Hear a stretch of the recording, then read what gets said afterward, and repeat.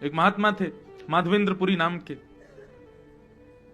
वो भिक्षा नहीं मांगते थे, ऐसे अकिंचन महात्मा थे। वो किसी से कहते नहीं थे कि मुझे दीजिए, वो बैठे रहते थे, कोई आके खुद कह जाए कि बाबा लो आपके लिए ये प्रसाद है, तो पाते थे। उनका नियम था, वो किसी से कहते नहीं थे कि मुझे प्रसाद दो या मुझे भिक्षा दो। कई बार तो 4-4 दिन तक कुछ नहीं मिलता था। वर्णन आता है कि 4-4 5-5 दिन जब बीत जाते थे तब किशोरी जी ही कोई गोपी बन के जाती थी, ठाकुर जी ही कोई ग्वाला बन के जाते थे। कभी दूध दियाते, कभी रबड़ी दियाते, कभी रसगुल्ला दियाते, कभी रोटी, बासी रोटी दियाते माधवेंद्र जी को, क्योंकि उनका नियम था, वो मांगते नहीं थे।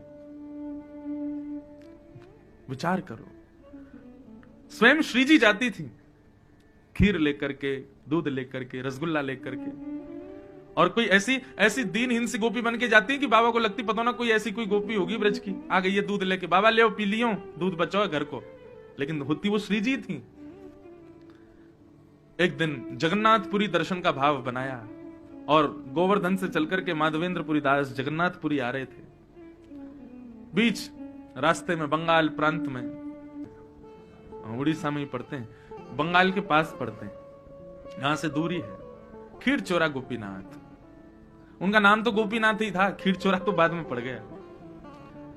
तो आज तक नियम है कि वहां 12 कुल्हड़ों में श्री गोपीनाथ जी को खीर का भोग लगता था, और जो मनोरथी भोग लगवाते थे सारा भोग उन्हीं को बांट दिया जाता था। माधवेंद्रपुरी जी जब दर्शन करने के लिए गए तो श्री गोपीनाथ जी का दर्शन किया, रात्रि शयन में 12 कुल्हड़ खीर का भोग रखा था। अब माधवेंद्र जी का स्वभाव नहीं था मांगने का कि प्रसाद भी ऐसे हाथ के, कोई पुजारी खुद ही कहते आओ प्रसाद ले जाओ तो ही मांगते लेते थे, अपने आप नहीं कहते थे। 3-4 दिन से सफर कर रहे भूखे प्यासे, गोपीनाथ जी के सामने जाके खूब नृत्य किया।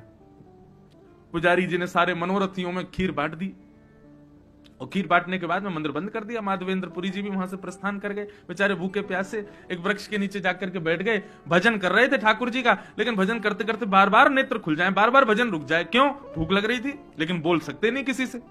गर्भगृह में बैठे गोपीनाथ जी को चैन नहीं आ रहा है, और गोपीनाथ जी सीधे पुजारी के स्वप्न में पहुंच गए और बोले कि मेरे एक परम भक्त माधवेंद्रपुरी आए हैं, वो बहुत तेज भूख लगी है उनको कुछ पवाओ। पुजारी जी बोले क्या पवाएं, इतनी रात्रि का समय? बोले हमारा 12 कुल्हड़ का भोग लगता है खीर का। बोले हाँ, उसमें से एक खीर भोग बचा है, वही दिया। बोले कुछ नहीं बचा, मैंने सब बांट दिया मनोरथियों में। बोले तुमने 11 कुल्हड़ ही बांटे हैं, 12वां कुल्हड़ हमने छुपा लिया था अपनी जेब में। मंदिर आओ, खोलो, हमारे विग्रह के गोजा में आकर के, गोजा बोलते हैं जेब को, बोले हमारे जेब में आकर के देखो एक कुल्हड़ रखा है छुपा हुआ है।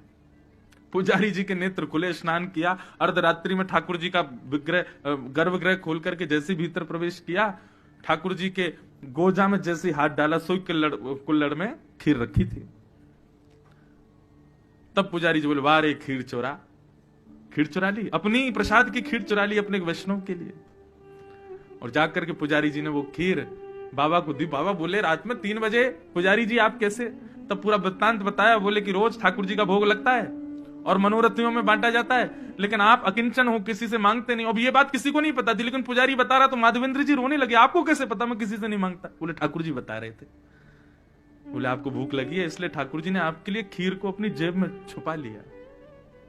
फिर कहां भूख लगनी थी, रोते रहे विरह से। बोले नाथ आपको पता है मेरा भाव, आप जानते हैं मुझको, मुझे इसी बात से इतनी प्रसन्नता है कि आप मुझे जानते हो।